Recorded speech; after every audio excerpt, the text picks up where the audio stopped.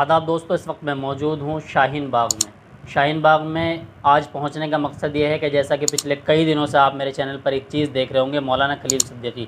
मौलाना कलीम सिद्दीकी साहब किसी पहचान के मोहताज नहीं है। मौलाना काफ़ी लंबे वक्त जो है दाई इस्लाम रहे और आज भी दाई इस्लाम है।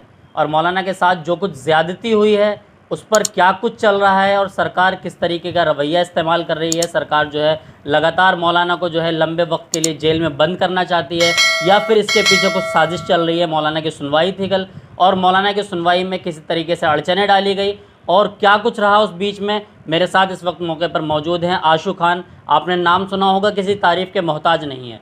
आशू खान एडवोकेट जो लगातार जनता के बीच रहते हैं, लोगों के अच्छे बुरे वक्त में खड़े रहते हैं। और शाहीन बाग जिस वक्त वो प्रोटेस्ट चला उस वक्त में शाहीन बाग के उस मुद्दे पर आशू खान ने एक बहुत बड़ा रोल अदा किया था। मेरे साथ अब मौजूद हैं आशू खान जी से मैं बात करना चाहूँगा। आशू खान साहब, बहुत बहुत स्वागत है आपका चैनल पर। बहुत बहुत शुक्रिया जी, मौलाना की सुनवाई थी, क्या कुछ रहा उसमें?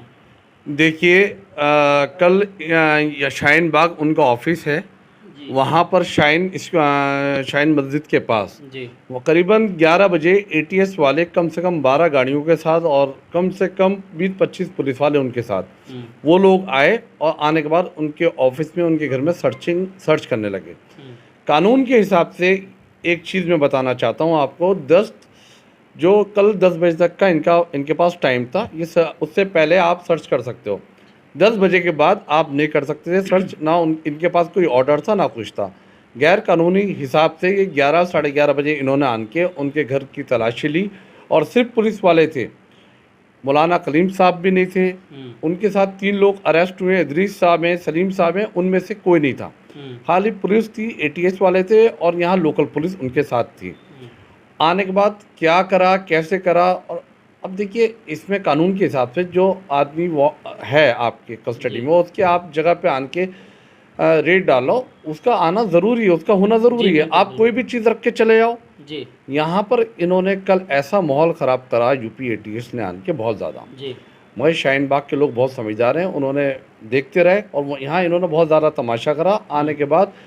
और दूसरी चीज़ एक और बता दूँ, मौलाना कलीम साहब के साथ जो ये सियासत हो रही है, ये सिर्फ यूपी इलेक्शन है उसको लेके हो रही है। ये सिर्फ बीजेपी के, जब से इन्होंने सना खान का निकाह कराया, जब से ये निगाहों में आ गए और उनके खिलाफ जो जो मुकदमे बनाने का ये प्लानिंग कर रहे हैं उन्हें फंसाने की। मौलाना कलीम साहब बहुत शरीफ आदमी हैं और हमारे मौलाना हैं और यहाँ मैं उनको काफ़ी टाइम से जानता हूँ। जिस हिसाब से उनके ऊपर केस लगाएं वो सब फर्जी हैं, सियासत में उनको यूज़ करा है। बीजेपी के पास कोई मुद्दा नहीं था यूपी में इलेक्शन का, उनको फंसाने की प्लानिंग है। अच्छा, एक बात आपसे पूछनी है, जैसा आप शाहीन बाग में रहते हैं, मौलाना जो है काफ़ी वक्त से शाहीन बाग में रहते हैं, उनका मदरसा भी है, कैसा रवैया था मौलाना का, उनके बारे में? वही मैं बता रहा हूँ आपको, बहुत शरीफ आदमी थे, कोई रवैया, किसी से ना लड़ना, अपनी नमाज को जाना, सामने मस्जिद थी, किसी से कोई मसला नहीं रखना। इसीलिए पूरा शाहीन बाग जब उनके यहाँ एटीएस कल आई 11 साढ़े 11 बजे, खाली हाथ गई, 1 बजे पौन बजे चली गई थी यहाँ से। और उन्होंने क्या सामान लेके गए, क्या शो कराए अपने आप, उन्होंने किस हिसाब से वो केस बनाएंगे, सब फर्जी केस है मेरे हिसाब से। लॉ के हिसाब से उनके वकील से भी कुछ लोगों की बातचीत हुई है, लॉ के हिसाब से ये गलत है। जब तक आप 10 बजे से पहले आप सर्च कर सकते थे, आप 10 बजे के बाद क्यों आए वहाँ पर? 11 बजे से लेके 1 बजे तक क्यों आपने उनका रेड डाली? और ऐसे शाहीन बाग को बदनाम करने की साजिश है बीजेपी की। यूँ यहाँ मुसलमान तबका रहता है और मुसलमानों को घेर के कुछ डराना चाहते हैं, मगर मुसलमान डरना नहीं चाहता और इन चीज़ों का मुकाबला करने के लिए शाहीन बाग के लोग खड़े हुए हैं और मैं उनके साथ हूँ, मौलाना के साथ है। मौलाना के साथ हूँ, पूरा समर्थन।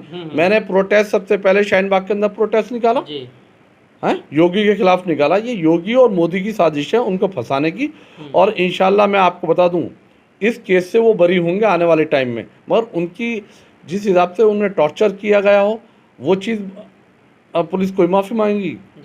जिस हिसाब से ये चल रहा है, मुसलमानों को घेरा जा रहा है, ये हिंदुस्तान में ये ठीक नहीं हो रहा है। अच्छा वकील साहब, जैसा कि बताया जा रहा है कि कल 5 तारीख में, जो कल का दिन गुजरा है, कल ही मौलाना की पेशी थी और इसी दरमियान जो वो जज का छुट्टी पर चला जाना, क्या मतलब लगता है कि साजिश है एक तरह की? सर कहना नहीं चाहिए, सब इनके हाथ में है, सब इनकी प्लानिंग है, सब एटीएस बीजेपी ये सब मिलके ये मुसलमानों के खिलाफ कर रहे हैं। ये चीज़ गलत है। जब से बीजेपी आई है हिंदू और मुसलमानों में फ़र्क हो गया है। पहले प्यार मोहब्बत में सब लोग रहते थे। कहीं ऑफिस में मुसलमान जॉब करता रहा, वहाँ कभी ना हिंदू मुस्लिम। अब ये सब जगह हिंदू मुस्लिम। जब तक बीजेपी रहेगी ये हिंदू मुस्लिम का मुद्दा चलता रहेगा। बीजेपी का जाना ज़रूरी है। जैसे हम पहले भाई की तरह रहते थे हिंदू और मुसलमान इस देश में। हिंदुस्तान किसी के बाप का नहीं है, सबका है।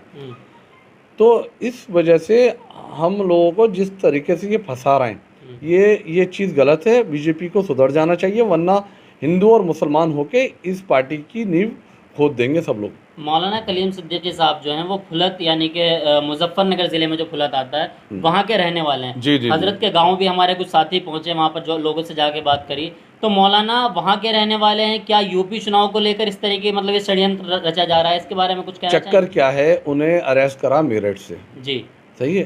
3 लोगों को भी साथ में अरेस्ट करा। उनको 4 दिन बाद 5 दिन बाद शो करा हमने इनको अब अरेस्ट करा है। मुजफ्फरनगर, मेरठ, सहारनपुर ये पूरी बेल्ट उनके चाहने वाले हैं, देवबंद वगैरह। देखिए इससे माहौल ख़राब हो सकता था। ऐसी चीज़ें नहीं कर रहे हैं, बेगुनाह लोगों को फंसाने की साजिश कर रहे हैं ये बीजेपी वाले। और मेन चीज़ मैं ये कहना चाहूँगा बीजेपी के लोगों से, हाँ जो गुनाह कर रहे हैं, जो गलत काम कर रहे हैं उन्हें आप करो, मगर बेगुनाह लोगों को, हाँ हमारे उलमा हैं, आप क्यों फंसाने की साजिश कर रहे हो? और इन्होंने ज़्यादा करा तो हम रोड पर उतर के आएंगे, शाहीन बाग प्रोटेस्ट दोबारा चलाएंगे, नहीं तो जनता मंतर पे जाके वहाँ धरने देंगे। देखिए हम नेता लोग हैं जो ये खाली मौलाना कलीम की नहीं, किसी ये पंडित को अरेस्ट करते हो, गलत करते, हम रोड पे आते उतर के। बिल्कुल। किसी सरदार को करते, हम रोड पे आते। जो इंसानियत पे काम करते हैं हम लोग शाहीन बाग वाले, हम लोग ऐसे नहीं। मैं आशुक खान मैं कहना चाहता हूँ, जहाँ पर ये किसी भी इंसानियत, हिंदू और मुसलमान के गुरु को ये परेशान करेंगे, कुछ करेंगे, हम रोड पे आएंगे उतर के। अच्छा एडवोकेट साहब, एक चीज़ आपसे आखिरी सवाल ये होगा कि आर्टिकल 25 इस बात की इजाज़त देता है कि आप अपने धर्म का प्रचार कर सकते हैं, तो मौलाना भी तो बस अपने धर्म के बारे में लोगों को समझाते थे। ये सब उनको भी मालूम है, हमें भी मालूम है, आपको भी मालूम है, ये कॉमन सेंस है। जी। जब देश आज़ाद हुआ था ये सब चीज़ें लागू हुई थी, अम्बेडकर साहब ने ये सब कानून बनाए थे, मगर ये कानून को कहाँ मानना है? ये तो सब हवाई में ये चीज़ें चल रही हैं। इन्होंने कानून ही ख़त्म कर दिया हिंदुस्तान में, बदमाशी कर रहे हैं। तो संविधान के बिना पर ही तो प्रधानमंत्री, मुख्यमंत्री सब चीज़ चुने जाते हैं, तो एक तरफ मतलब सब चीज़ चुनना और दूसरी तरफ सर ये सरकार, जो ये सरकार है ये बदमाशी वाले लोग हैं, ये बदमाश हैं, क्रिमिनल लोग हैं। ये देश चलाना जानते हैं, ये लोगों को मरवाना जानते हैं, लोगों को फंसवाना जानते हैं। वही काम ये इस टाइम हिंदुस्तान में कर रहे हैं, माहौल बिगाड़ने की प्लानिंग कर रहे हैं। अब देखिए किसानों वाला क्या मसला है जी। अब बीजेपी के गृह मंत्री के बेटे ने गाड़ी चढ़ा दी, गोलियां मारी, कि क्या माहौल क्या करना चाह रहा हो? जो किसान देश का रक्षा है और इतने सभी किसान हैं, हाँ सभी किसान हैं, उनके साथ आप ऐसा कर रहे हो, ये चीज़ किसान कभी आपको माफ़ नहीं करेगा। अच्छा, तो आशुक खान साहब, मौलाना की जो आने वाली तारीख है उसके लिए क्या कहेंगे? क्या उस दिन भी जज छुट्टी पे चला जाए या इस तरह का कोई मामला टाल बटोल करते हैं, तो आप कुछ मैसेज देना चाहेंगे सरकार को? देखिए मैं सरकार से कहना चाहता हूँ, मौलाना कलीम साहब शरीफ आदमी है, अच्छे आदमी हैं, हमारे उलमा हैं, उनको गलत नहीं फंसाएं। और उनको आप गलत फंसाओगे हम इस पर धरना देंगे, रोड पे आएंगे उतर के। और जज की बात है, वहाँ की बार एसोसिएशन से बात करते हैं और भी चीज़ें देखते हैं, हमें मालूम है इनके सभी लोग हैं, खुल के नहीं कहना चाहते, मगर इस पर हम तवज्जो देंगे, इनके वकील से भी बात करेंगे। और जहाँ तक पैरवी की बात है सब लोग मिलकर इसकी पैरवी करेंगे। एक वकीलों का भी पैनल बनाएंगे इसमें हम लोग। इसमें मैं मदनी साहब से भी बात करूंगा। अच्छा। और इन जो अपने सीनियर वकील हैं मुस्लिम, उनसे भी बात करेंगे, उनसे बात करके हर मुमकिन जो होगी मौलाना को, देखिए गलत होते हम साथ नहीं देते। जी बिल्कुल, वो गलत आदमी नहीं है, बहुत शरीफ आदमी, एजेड आदमी। इन चीज़ों में बीजेपी ये गलत कर रही है अपने लिए। चलिए बहुत बहुत शुक्रिया। देखिए ये थे मेरे साथ आशुक खान, जो सोशल एक्टिविस्ट हैं और एडवोकेट भी हैं। तो आशुक खान साहब ने हमने इनसे बात करी। आशुक खान साहब ने पूरा मामला बताया और ये कहा कि जो कुछ भी मुमकिन कोशिश हो सकती है, जो सीनियर एडवोकेट हैं चाहे वो सुप्रीम कोर्ट के हैं, तमाम एडवोकेटों से हम बात करेंगे और इसका एक पैनल बनाएंगे। मौलाना मदनी साहब जो जमीयत के जिम्मेदार हैं उनसे भी बात करेंगे और हर मुमकिन कोशिश की जाएगी कि मौलाना को जितनी जल्दी हो सके वो रिहा कराया जाए। और सरकार अगर इस तरीके से जो है मगर मौलाना को परेशान करेगी या फिर अगर इसमें एक्शन में नहीं आएगी तो उसके खिलाफ जो है एक बड़े आंदोलन की तैयारी करने के लिए इन्होंने जैसे बात कही, जैसे शाहीन बाग पहले बना था, शाहीन बाग उसके लिए दोबारा तैयारी कर रहा है। कैमरा पर्सन फरमान के साथ मैं मोहम्मद ज़फ़र, शाहीन बाग।